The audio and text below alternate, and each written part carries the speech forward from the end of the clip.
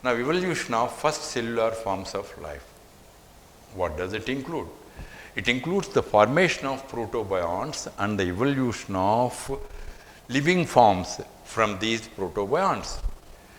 And formation of protobionts ante adima jeevakanalu from the complex organic molecules such as polynucleotides, polypeptides, nitrogen bases, lipids, etc.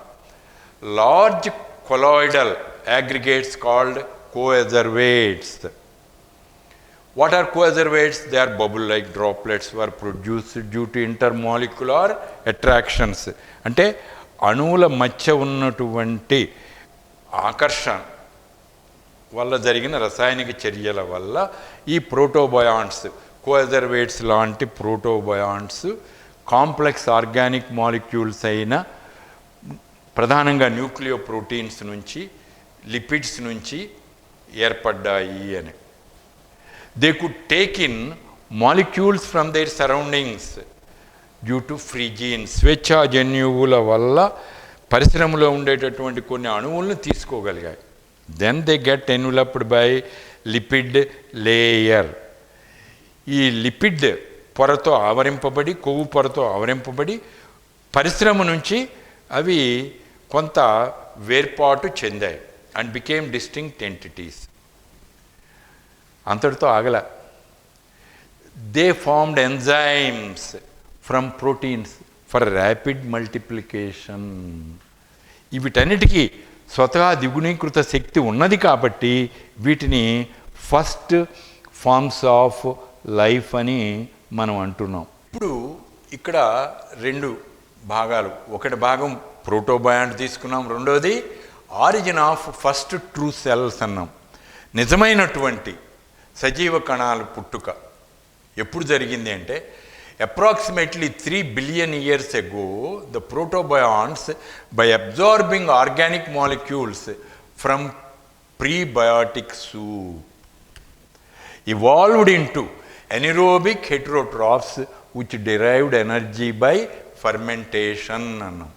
అంటే దాదాపు 3 billion సంవత్సరాలకు ముందు ప్రోబయాంట్స్ అయినటువంటి మనం చెప్పుకున్న ప్రధానంగా మైక్రోస్ఫియర్స్ పరిశ్రమ నుంచి, ప్రీబయాటిక్ సూప్ నుంచి కొన్ని ఆర్గానిక్ మాలిక్యూల్స్ని గ్రహించి అవి వాయురహిత పరపోషితాలుగా ఏర్పడ్డాయి. Evolved into protobionts by absorbing organic molecules from their prebiotic soup about 3 billion years ago, evolved into anaerobic heterotrophs అని అంటున్నాం. అలా వాయురహిత పరపోషితాలుగా ప్రోటోబయాంట్స్ పరిణామం చెందాయి. మరి శక్తి ఎట్లా వచ్చింది వీటికి? ఫెర్మెంటేషన్ అంటే కిణ్వననము అని అంటాం. కిణ్వన ప్రక్రియ ద్వారా శక్తిని తీసుకున్నాయి. These cells, early cells were like prokaryotes with clumps of nucleoproteins. న్యూక్లియోప్రోటీన్స్ గుంపులుగా ఏర్పడినటువంటివి, గుంపులు న్యూక్లియోప్రోటీన్స్తో ఏర్పడినటువంటివి ఇవి అని. తర్వాత ఏం జరిగింది అని అంటే, in the next step these early prokaryotes acquired the enzymes catalase for the synthesis of carbohydrates. ఇవి తర్వాత కార్బోహైడ్రేట్ సింథసిస్లో తోడ్పడేటటువంటి కెటలేజెస్ని ఏర్పరచుకున్నాయి. యాజ్ ఎ రిజల్ట్ ఏమొచ్చినాయి ఇప్పుడు అంటే, ఎప్పుడైతే కార్బోహైడ్రేట్ని సంశ్లేషణం చేసుకోవడానికి తోడ్పడేటటువంటి కెటలేజ్ అనే ఎంజైమ్స్ని ఏర్పరచుకున్నాయో అప్పుడు రసాయనిక స్వయం పోషితాలు వచ్చినాయి. ఇప్పుడు మొట్టమొదట మనకి ఇక్కడ ఎనిరోబిక్ హెటరోట్రాఫ్స్, వాటి నుంచి కీమో ఆటోట్రాఫ్స్ వచ్చాయి. ఇవి కూడా ఎనిరోబ్సే, కీమో ఆటోట్రాఫ్స్. లైక్ ఏంటివి? Iron and sulphur bacteria. They can thrive at very high temperature, thermophilic ఇవి. వీటిని ఎనాక్సిజెనిక్ బ్యాక్టీరియా అని అన్నాం. Iron and sulphur bacteria are called anoxygenic. అంటే ఆక్సిజన్ ఏర్పరచట్లా, ఇప్పుడు వరకు ఆక్సిజన్ లేదు మనకి అప్ టు దిస్. అంటే ఎనిరోబిక్ హెటరోట్రాఫ్స్, నో ఆక్సిజన్. అలాగే ఇప్పుడు chemo autotrophs, no oxygen, anoxygenic. ఇవి ఏం చేశాయి? They take CO2 by using chemical energy produced. They produced sugars and carbohydrates. CO2ని తీసుకున్నాయి, రసాయనిక శక్తిని ఉపయోగించి షుగర్స్ని కార్బోహైడ్రేట్స్ని ఏర్పరచుకున్నాయి. Purple and green sulphur bacteria are anoxygenic photo autotrophs. ఇప్పుడు ఇంతకుముందు మనం చెప్పుకున్నటువంటివి ఐరన్ అండ్ సల్ఫర్ బ్యాక్టీరియా, అవి కీమో ఆటోట్రాఫ్స్. ఇవేంటివి?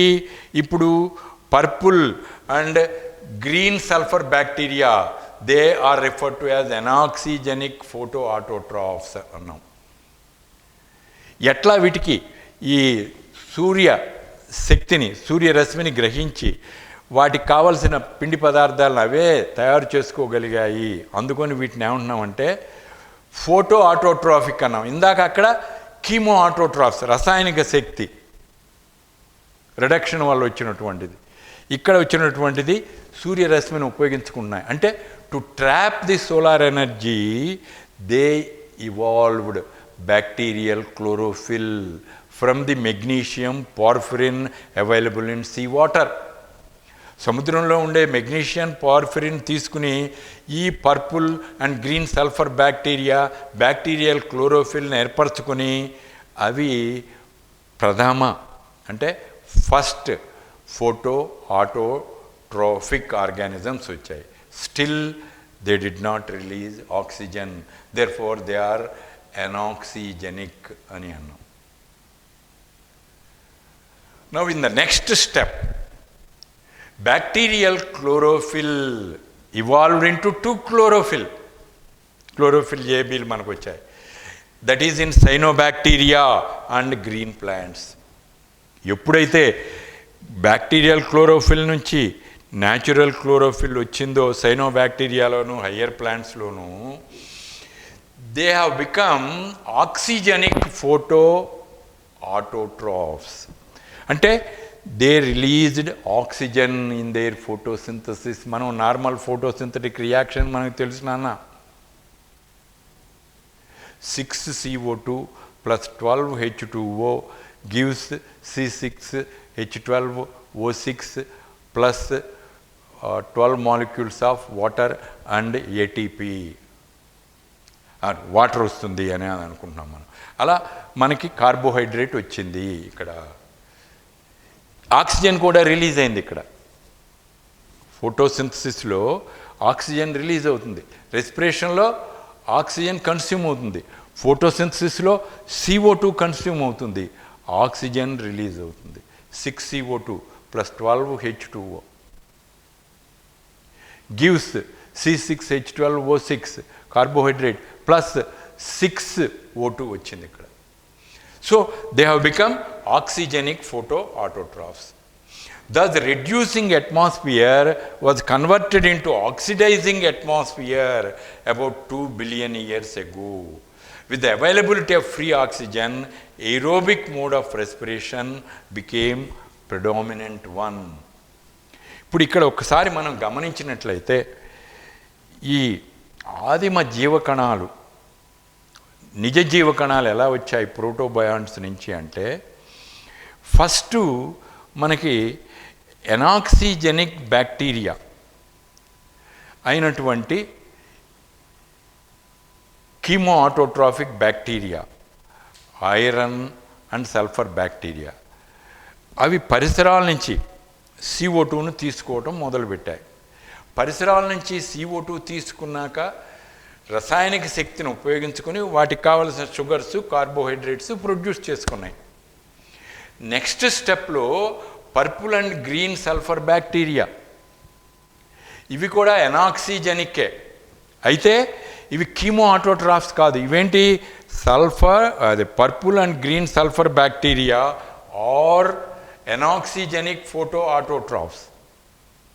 ఎట్లా సౌరశక్తిని ఉపయోగించుకోగలిగి స్వయం పోషణ చేసుకోగలిగాయి అని అంటే ఇవి బ్యాక్టీరియల్ క్లోరోఫిల్ని ఏర్పరచుకున్నాయి. ఈ బ్యాక్టీరియల్ క్లోరోఫిల్లో మెగ్నీషియం పార్ఫిరిన్ అనే దాన్ని సముద్రంలో ఉండే నీటి నుంచి ఈ ఆర్గానిజమ్స్ తీసుకున్నాయి. So this pigment trapped solar energy and fixed carbon fixation జరిగింది CO2 నుంచి. అలా వాటికి కావలసిన కార్బోహైడ్రేట్స్ని తయారు చేసుకున్నాయి. సో ఇక్కడ ఫస్ట్ మనకి ప్రోటోబయాంట్స్, వాటి నుంచి మనకి ఈ ఎనిరోబిక్ హెటరోట్రాఫ్స్ నుంచి anoxygenic chemo autotrophs like iron and sulphur bacteria, వీటి నుంచి anoxygenic photo autotrophs like purple and green sulphur bacteria. ఇప్పటి వరకు ఆక్సిజన్ లేదు, ఆక్సిజన్ రహిత పరిసరమే, రెడ్యూసింగ్ అట్మాస్ఫియరే. In the next step, what had happened? In the next step, bacterial chlorophyll evolved into true chlorophyll, as in cyanobacteria, that is blue-green algae, and also in higher green plants. So, normal photosynthetic activity started, in which CO2 from the atmosphere is taken and solar energy is used.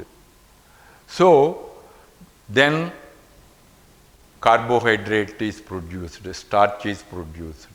So these are oxygenic. Oxygen is released along with the production of carbohydrate. Therefore these are referred to as cyanobacteria, and all green plants are referred to as oxygenic photoautotrophs. So reducing atmosphere was no longer there. Atmosphere came in its place. There is plenty of oxygen. Therefore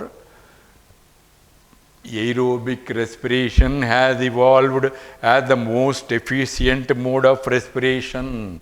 వాతావరణంలో ఉండే oxygen ఉపయోగించుకుని వాయుగత శ్వాసక్రియ జరుపుకుంటూ అత్యధిక పరిమాణంలో శక్తిని ఉపయోగించుకునేటటువంటి ఈ శ్వాసక్రియ, వాయు సహిత శ్వాసక్రియ అనేది ఆవిర్భవించింది అని. ఇప్పుడు వరకు జరిగింది ప్రోకారియాటిక్ సెల్స్ వచ్చాయి మనకి.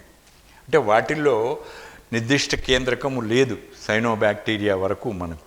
అంటే a distinct nucleus bounded by nuclear membrane లేదు కాబట్టి వాటిని ఆదిమ కేంద్రక జీవులు అన్నాం. ఇప్పుడు నిజ కేంద్రక జీవులు యూకారియోట్స్ ప్రోకారియోట్స్ నుంచి ఎలా పరిణామం చెందాయి అనడానికి there are 2 theories before us. 2 సిద్ధాంతాలు మన ముందు ఉన్నాయి. ఒకటి endo symbiotic theory, then infolding of plasma membrane theory. ఇక్కడ ఇచ్చినటువంటి డయాగ్రామ్స్లో మనకి ఎండో సింబయాటిక్ థియరీకి ఇలస్ట్రేషన్స్ ఉన్నాయి. ఇది ఏన్షియంట్ ఎనిరోబిక్ ప్రోకారియాటిక్ కణం. ఈ కణంలోకి ఏరోబిక్ బ్యాక్టీరియా ప్రవేశిస్తున్నాయి. అప్పటికి ఇంకా ఈ న్యూక్లియర్ ఎన్వలప్ ఇవాల్వ్ అవుతుంది లేదు, ఇక్కడ కూడా సంఘటన ఉంది. సో ఎప్పుడైతే ఇవి లోపలికి ప్రవేశించాయో ఇవి ఏమయ్యాయి, ప్రిమిటివ్ ఏరోబిక్ యూకారియోట్గా వచ్చాయి. ఇప్పుడు ఏన్షియంట్ ప్రోకారియోట్స్లో ఫోటోసింథటిక్ బ్యాక్టీరియా ఉన్నాయి. ఇవి మనకి ప్రిమిటివ్ ఫోటోసింథటిక్ యూకారియోటిక్ లోపలికి ప్రవేశించి అక్కడ మైటోకాండ్రియాగాను ప్లాస్టిడ్స్గాను మారాయి. ఎప్పుడైతే ప్రోకారియోటిక్ కణాలు యూకారియోట్స్లోకి ప్రవేశించి అక్కడ ఉండి అవి మైటోకాండ్రియా అలాగే ప్లాస్టిడ్స్ ఇలాంటి membrane bound important semi autonomic ఆర్గనెల్స్ని ఏర్పరిచాయో ఆ విధంగా ప్రోకారియోట్స్ నుంచి మనకి ఆదిమ యూకారియోటిక్ కణాలు వచ్చాయి. ఈ సిద్ధాంతాన్ని మనం ఏమన్నాం, ఎండో symbiotic theory అన్నాం. In the endosymbiotic theory, the eukaryotic cells arose from living communities formed by prokaryotic organisms. Ancient prokaryotes may have entered primitive eukaryotic cells and remained there as organelles like plastids and mitochondria. అలా మనకి ఈ ప్రోకారియాటిక్ కణాల నుంచి eukaryotic కణాలు, ఇది endomembrane system of eukaryotes might have evolved by the infoldings of plasma membrane of ancestral prokaryotes. ఇగో ముడతలుగా వచ్చినాయి లోపలికి. వీటి నుంచి ఎండోప్లాజ్మిక్ రెటికులం, దాని నుంచి nuclear membrane.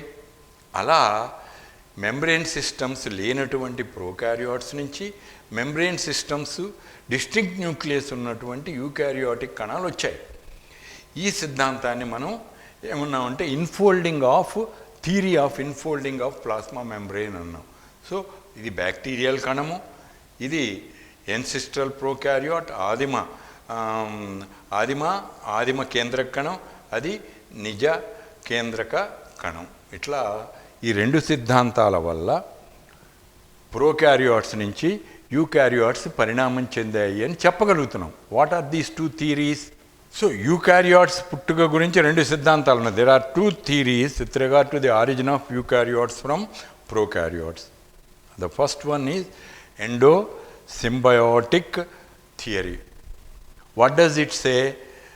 The prokaryotic cells entered the body of ancestral eukaryotic cells.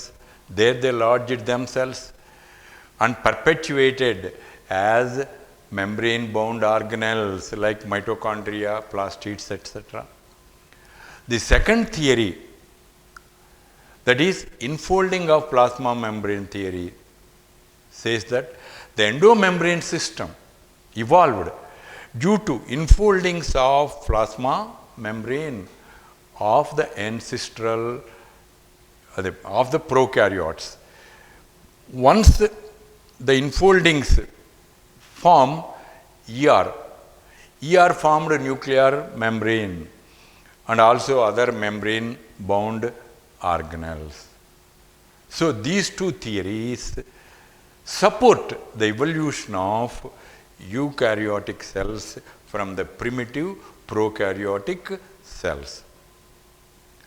Now let us just make a summary of what you have learnt in the evolution of these primitive true living cells from protobionts.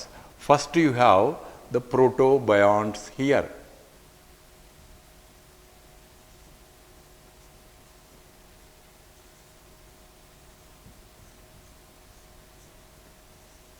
Protobionts evolved into first ఏంటివి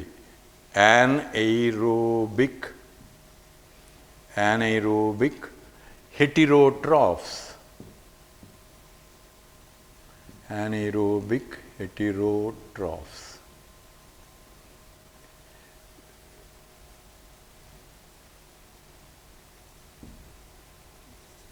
In the next step, you have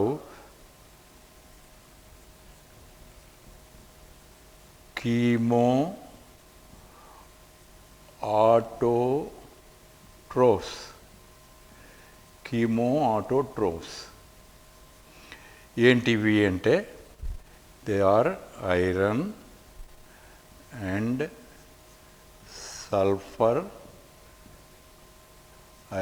sulphur bacteria.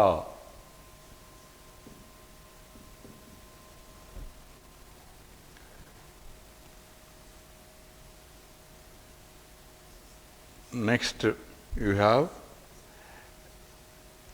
anoxygenic photoautotrophs. ఏంటివి? What are they? These are purple and green sulfur bacteria.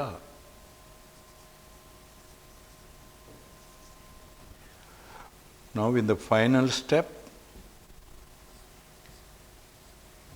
ఇక్కడ bacterial chlorophyll వచ్చిందన్న, still oxygen produce కాలేదు. తరువాతి స్టెప్లో you get what are called ఆక్సిజనిక్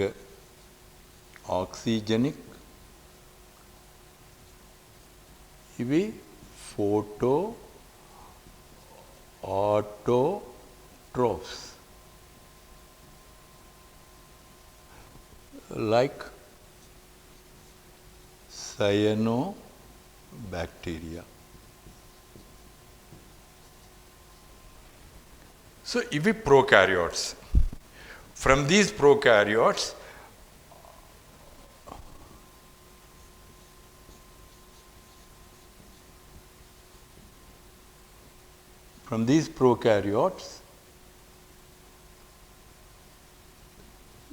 eukaryotes were evolved in two ways.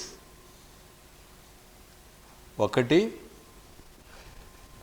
endosymbiotic theory. The second one was infolding of, let me put this way, plasma membrane, infolding of plasma membrane theory. ఈ రెంటి వల్ల వచ్చిన ఏమిటి అంటే you get eukaryotes. In these two lectures,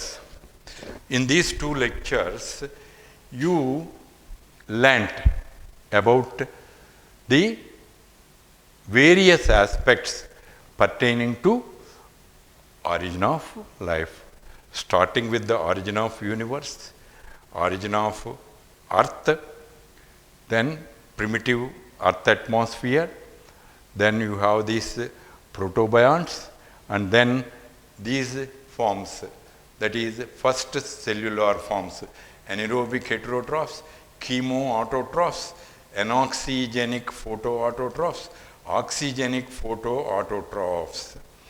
Now questions will be asked on this sequence.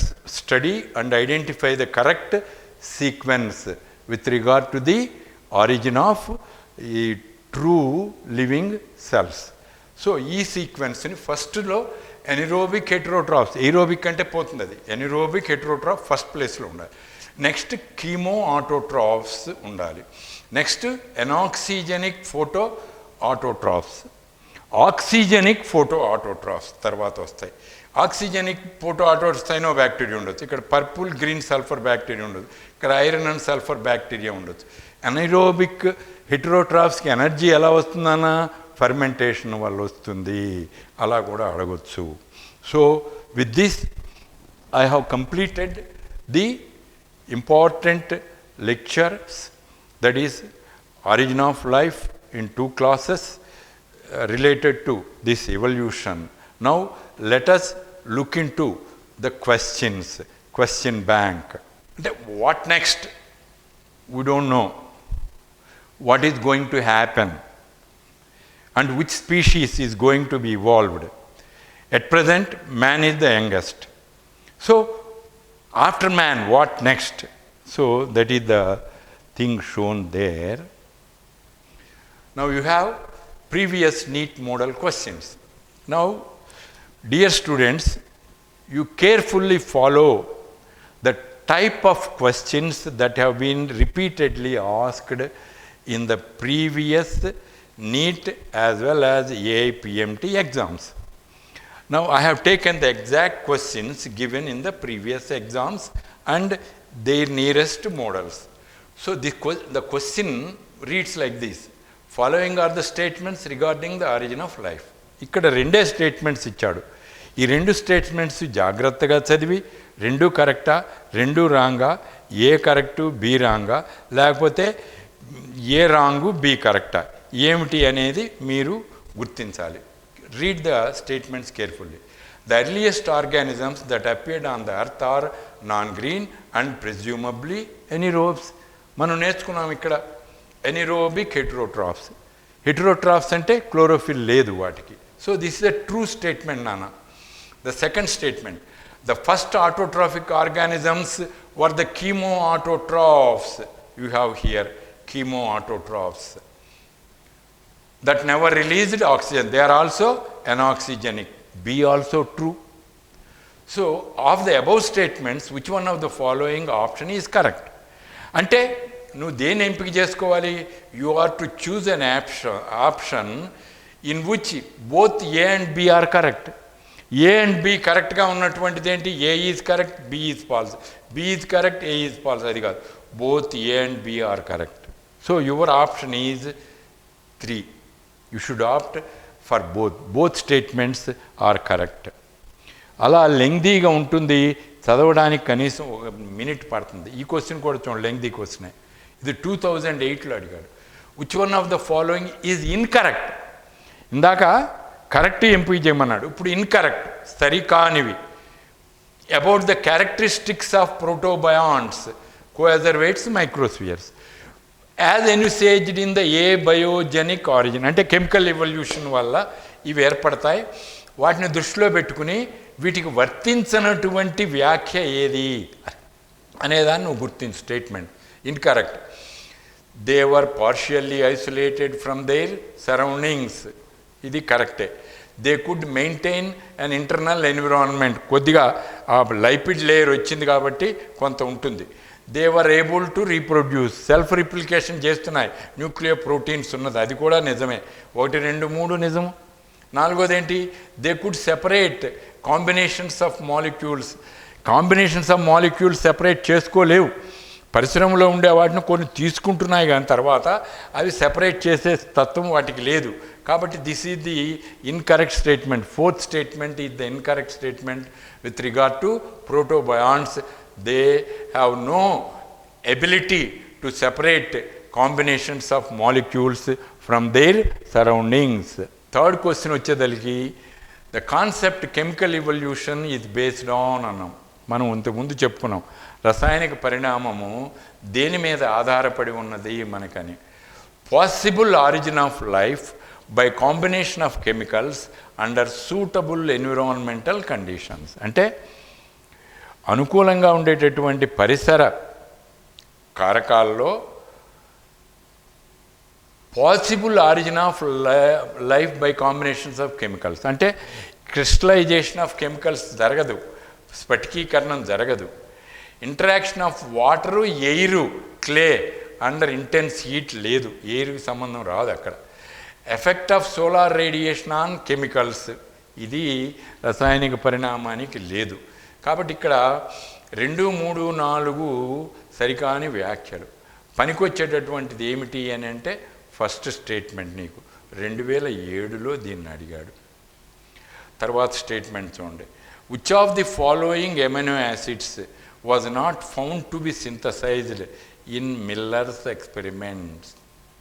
యాక్చువల్గా మన NCERT బుక్లో present ఎడిషన్లో Miller ఎక్స్పెరిమెంట్లో కనిపించినటువంటి amino ఆమ్లాల పేర్లు ఇవ్వాల. అంతకుముందు 2006 బిఫోర్ ఉన్న ఎడిషన్స్లో ఉన్నాయి. Glycine, alanine, aspartic acid. గ్యా అనే కోడ్ గుర్తుపెట్టుకోండి అని నేను చెప్తున్నా మీకు. గా, G for glycine, A for alanine, A for aspartic acid. ఇక్కడ ఏమడిగాడు? Which one of the following amino acids was not found to be synthesised in Miller's ఎక్స్పెరిమెంట్స్లో సంశ్లేషణం కానటువంటి అమైనో ఆమ్లం ఏమై ఉంటుందన్నా? నీకు గ్యానే ఉన్నాయని చెప్పా. గ్లైసిన్, ఆస్పర్టిక్ యాసిడ్, ఎలనిన్ ఉన్నాయి 4. లేనిది ఏమిటి అంటే గ్లూటామిక్ యాసిడ్, గ్లూటామిక్ ఆమ్లము లేదు. కాబట్టి your option is glutamic acid.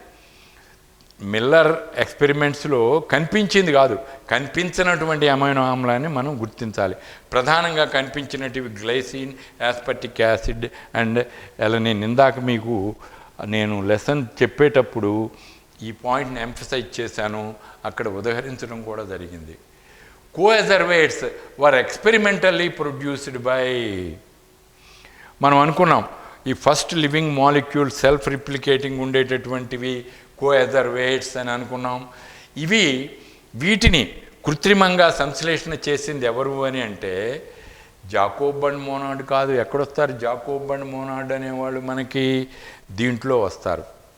దేంట్లో అంటే ఈ ఓపెరాన్ కాన్సెప్ట్లో వస్తారు. ఫిషర్ అండ్ హక్స్లే అనే వాళ్ళిద్దరూ కూడా నియో డార్వినియన్స్ నాన్న. Miller and Urey amino acids produce చేశారు, అంతేగాని వాళ్ళు కోఎజర్వేట్స్ ప్రొడ్యూస్ చేయలే. ఇంకా నీకు మిగిలింది ఏంటి ఆన్సర్ ఇక్కడ? Sidney Fox and Oparin. కొన్ని పేపర్లలో ఒపారిన్ పేరు ఒక్కటే ఇస్తున్నారు. ఒపారిన్ పక్కన హాల్డేన్ పెట్టినా దాన్ని ఎంపిక చేయొద్దు, ఒపారిన్ పక్కన మిల్లర్ పెట్టినా దాన్ని గుర్తించకూడదు. రెండూ ఉన్నప్పుడు సిడ్నీ ఫాక్స్ అండ్ ఒపారిన్, రెండూ లేకుండా ఒకటే ఉన్నప్పుడు ఏదున్నా సిడ్నీ ఫాక్స్ ఉన్నా ఆప్ చేయండి, ఒపారిన్ ఉండా ఆప్ చేయండి. అంతేగాని ఈ రెండు విడివిడిగా ఒకే క్వశ్చన్లో ఆప్షన్స్గా ఇవ్వడు. So who synthesised coacervates, who produced coacervates experimentally అంటే సిడ్నీ ఫాక్స్ అండ్ ఒపారిన్ అని. ఎంత లెంగ్దీగా ఉందో చూడండి ఒక్కటే స్టేట్మెంట్. ఎస్సర్షన్ రీజన్ అనుకున్నాం మనం, మన ఎంసెట్ రాసినప్పుడు చాలా మీకు కనిపిస్తాయి. అలాగే ఈ నీట్లో కూడా ఎస్సర్షన్ అండ్ రీజన్ క్వశ్చన్స్ తక్కువగా కనపడుతున్నాయి. కానీ మీరు ఎయిమ్స్ వ్రాసే ఉద్దేశం ఉండే ఎయిమ్స్కి ప్రిపేర్ అయితే దాంట్లో ప్రతి సబ్జెక్ట్లో కూడా ఉన్నటువంటి 60 క్వశ్చన్స్లో బయాలజీలో 60, ఫిజిక్స్లో 60, కెమిస్ట్రీలో 60లో 45 questions, 15 from each subject are of A and R type questions. So అలా దానికి కూడా ఈ ప్రాక్టీస్ మీకు బాగా పనికొస్తుంది అని. ఇక్కడ ఎసర్షను రీజను, దీనికి సమాధానాలు ఏమి ఎంపిక చేసుకోమంటాడు? Both A and R correct, R is the correct explanation అని, A and R correct, R is not correct explanation అని, ఏ కరెక్ట్ ఆర్ ఫాల్స్, అలాగే బోత్ ఫాల్స్ అని ఉంటాయి ఇక్కడ మనకి. ఇప్పుడు ఇక్కడ both assertion and reason are true and the reason is the correct explanation of assertion అన్నాడు. ఎసర్షన్లో ఏమిచ్చాడు? Earliest organisms that appeared on earth were non green and presumably anaerobes. True, certainly true. The first autotrophic organisms were the chemoautotrophs that never released oxygen. This is also true. కానీ నాన్న reason ఎసర్షన్కి explanation కాదు అని ఇక్కడ ఏం చెప్తున్నాడు? Earliest organisms appeared on earth were non green and presumably anaerobes అంటున్నాడని. Anaerobic heterotrophs, అవి derived energy from fermentation. అలాంటిది అయితే కరెక్ట్ ఎక్స్ప్లెనేషన్ అవుతుంది, కానీ ఇది కాదు. As statements both are correct, కానీ R is not the explanation for A. Both assertion and R are true, but reason as a statement is not the correct explanation of assertion. అంటే ప్రవచనము ఇక్కడ దానికి వ్యాఖ్య రెండు కరెక్టు, కానీ రెండవది reason వ్యాఖ్య అనేది దానికి సరి అయినటువంటి వివరణ కాదు అనేది. Assertion is true statement but reason is false, తప్పు అది. Both assertion reason are false, ఇది తప్పే. ఎసర్షన్లో ఏం చెబుతున్నాడు అంటే ఇక్కడ coacervates are believed to be the precursors of life. It is true, దీంట్లో ఏ విధమైనటువంటి సందేహము లేదు. So as a statement assertion is true. Reason తీసుకో. Coacervates were self-duplicating aggregates of proteins surrounded by lipid molecules. ఇది నిజమా? ఈ వ్యాఖ్య కాదు. ఎందుకు కాదు? కోఎజర్వేట్స్ were self-duplicating aggregates, అంతవరకు కరెక్ట్ నాన్న. Proteins have no self-replication ability. Only nucleoproteins have self-replication ability. Unless they are associated with nucleotides, you can never expect a protein molecule replication. మీరు మిస్లీడ్ అవుతారు ఇక్కడ రెండు కరెక్ట్ అనేదానికి. Coacervates for self duplicating aggregates of nucleoproteins అంటే correct, surrounded by lipid molecules. Nucleoproteins అనలా, ఉట్టి proteins అన్నాడు. అక్కడే దానికి గండి పడింది నీకు. కాబట్టి what you should presume now here, only assertion is correct, reason is incorrect. రీజనే అసలు ఇన్కరెక్ట్ కాదు. ఇంకా ఫస్ట్ రెండు ఆప్షన్స్ ఉండవు, థర్డ్ ఆప్షన్ అవుతుంది. Third option assertion is true statement but reason is false అవుతుంది నీకు. ఎప్పుడు వస్తుంది? మొదటి రెండు అనే రెండు అసలు కరెక్ట్ స్టేట్మెంట్స్ అవ్వాలి. అయినప్పుడు రీజన్ అనేది అసర్షన్కి సరి అయిన వివరణ అవునా కాదా అనేది మనం ఆలోచించుకోవాలి ఎప్పుడు కూడా. అలా రెండు కరెక్ట్ స్టేట్మెంట్స్ అవ్వచ్చు, but reason cannot explain assertion అవ్వచ్చు. సో ఈ అసర్షన్ అండ్ రీజన్ క్వశ్చన్స్ మీరు చాలా నిబద్ధతతో ఆన్సర్ చేయాలి. ఇక్కడ మీ ఫేట్ డిసైడ్ చేసేది ఇవే మార్కులు. ఇక్కడ don't draw conclusion and don't be haste. అక్కడ చదవండి స్టేట్మెంట్లో ఏముంది. ఆ రాంగ్ వర్డ్ ఇక్కడ ఉంటుంది చూడండి. ఈ మొత్తాన్ని నెగిటివ్గా మార్చేసింది ఇది ప్రోటీన్స్ అనేది. దీనికి ముందు ప్రిఫిక్స్ కనుక న్యూక్లియో అని ఉంటే ఇది కరెక్ట్ అయ్యేది. You catch my point. So ఆ విధంగా ఈ అసర్షన్ అండ్ రీజన్ ప్రశ్నలను మీరు ప్రత్యేకంగా పరిగణించి ప్రాక్టీస్ చెయ్యాలి. తర్వాత చూడండి, organic compounds first evolved in earth required for origin of life were. అంటే మనం అనుకున్నాం, ఇంతకుముందు నేర్చుకున్నాం, కెమికల్ ఎవల్యూషన్ ఆఫ్ లైఫ్లో building blocks, simple building blocks of complex organic molecules. ముఖ్యంగా ఇక్కడ సింపుల్ బిల్డింగ్ బ్లాక్స్ అంటే ఎమైనో యాసిడ్స్ ప్రోటీన్స్కి ఉంటాయి నాన్న, షుగర్స్ కార్బోహైడ్రేట్స్కి ఉంటాయి, నైట్రోజన్ బేసెస్ న్యూక్లియోటైడ్స్కి ఉంటాయి, అలాగే ఫ్యాటీ యాసిడ్స్ లిపిడ్స్కి ఉంటాయి. ఇక్కడ అడిగిన ప్రశ్న ఏంటంటే ఆర్గానిక్ కాంపౌండ్స్ అన్నాడు, first evolved in earth required for the origin of life were. అంటే ఈ భూమి మీద మొట్టమొదటిగా ఏర్పడినటువంటి ఈ కర్బన యౌగికాలు జీవావిర్భావానికి ఏవి అవసరమవుతాయో అని అంటున్నాడు ఇక్కడ. Proteins and amino acids. Proteins వరకు కరెక్టే నీకు, ఇవి ఎమైనో యాసిడ్స్ కాంప్లెక్స్ కాదు, సింపుల్, కాబట్టి అది ఎలిమినేట్ అయిపోయింది. యూరియా అండ్ ఎమైనో యాసిడ్, అసలు యూరియా మనకు అక్కర్లే ఇక్కడ, that is a nitrogenous waste. కాబట్టి యూరియాతో లింక్ అయినటువంటి రెండు ఆప్షన్స్ ఎలిమినేట్ అయిపోతున్నాయి నీకు. నీకు అది తెలియాలి. యూరియా అనేటటువంటిది no doubt organic substance produced artificially in the lab for the first time by Wohler, and that gave Miller and others a clue to produce the amino acids and other organic molecules in the lab under simulated conditions. కాబట్టి urea అవసరం లేదు. CONH2 twice, that is the urea formula. Ornithine చక్రములో, దాన్నే Krebs హ్యాన్స్లిట్ చక్రము అంటాం. ఎక్కడ జరుగుతుంది ఇది అంటే మన లివర్లో జరుగుతుంది. Liver is the site of synthesis of urea.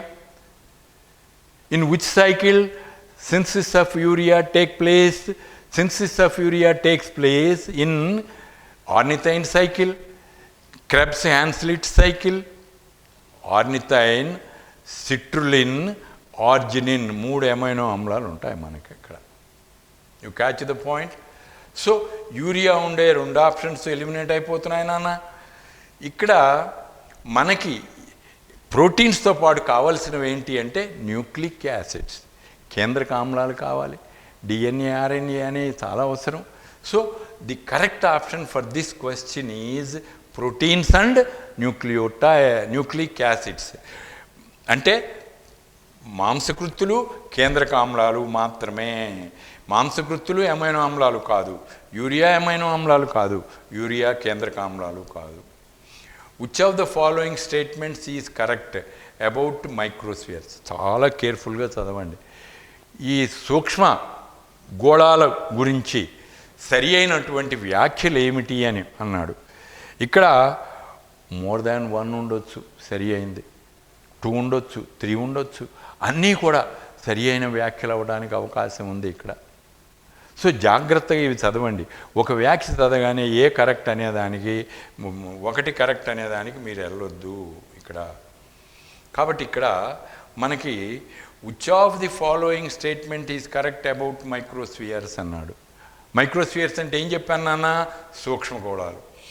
ఈ సూక్ష్మగోళాల గురించి ఈ కింద ఇచ్చిన వ్యాఖ్యల్లో సరి అయిన వ్యాఖ్యలను ఎంపిక చేయుము అని ఫస్ట్ అంటున్నాడు. చూడండి, they don't have, microspheres don't have all properties of life.